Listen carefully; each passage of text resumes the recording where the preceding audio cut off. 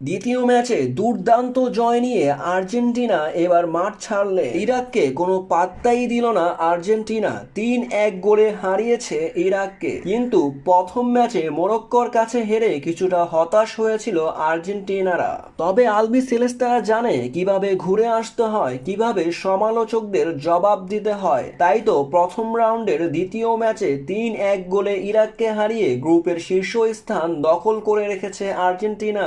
আর্জেন্টিনার সামনে group champion হয়ে দ্বিতীয় রাউন্ডে যাওয়ার সুযোগ হয়েছে, যেখানে তাদের পরবর্তী ম্যাচ হবে ইউক্রেনের বিপক্ষে। ইউক্রেনকে হারাতে পারলেই গ্রুপ চ্যাম্পিয়ন হয়ে দ্বিতীয় রাউন্ডে চলে যাবে আলবি সেলেস্তারা। আর্জেন্টিনা বনাম ইউক্রেনের ম্যাচটি অনুষ্ঠিত হবে ফ্রান্সের গ্রুপমা স্টেডিয়ামে।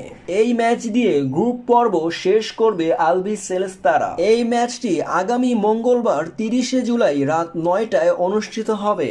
পরবর্তী রাউন্ড কিংবা কোয়ার্টার ফাইনালে যেতে হলে আর্জেন্টিনাকে ইউক্রেনকে হারাতেই হবে।